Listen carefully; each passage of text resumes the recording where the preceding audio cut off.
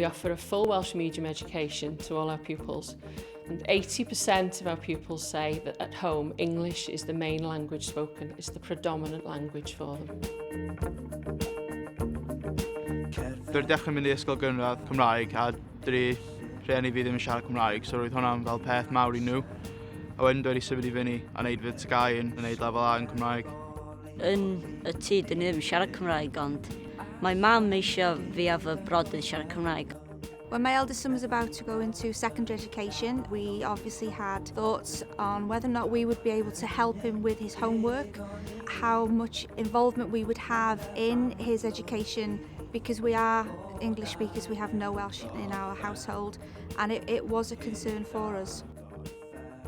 It's quite natural for parents to arrive with some concerns. We make sure that every pupil arrives home with their homework, either bilingually or with key terms in their homework diary in Welsh and in English. These skills, as far as translating from one language to another, cement understanding and make sure that they're able to achieve.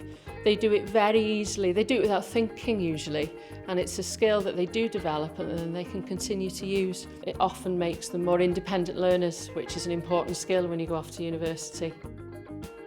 Another concern is that studying through the medium of Welsh will have a negative effect on their English language development.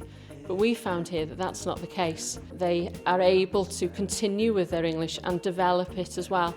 We are developing bilingual citizens, confident and fluent in both languages. Tom, give it drosodd! Dwi'n gobeithio wneud apprenticeship mewn structural engineering, a dwi'n gobeithio bydd Cymraeg yn helpu hwnna pan dwi'n chwilio am jobs. Fel, oherwydd dwi'n gallu siarad dau iaith, bydd yn fel edge i rhywun sydd ddim ond yn siarad un. Dwi eisiau bod yn ffermwr yn y dyfodol, so felly os dwi'n mynd i fel y market i gwerthu oen neu gwartheg, bydd lot o ffermwyrs yn siarad Cymraeg, felly bydd weithiau check cael dim bach mwy arian amdano nhw os di siarad Cymraeg.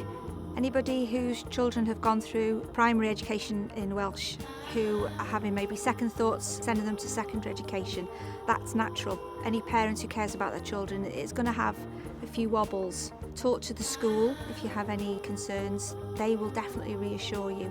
You're giving your child the opportunity to build on what they've already done. The youngsters will leave the school as fully bilingual pupils. Two windows on the world, you know, two languages, double the opportunities. So why wouldn't you want to give it a go?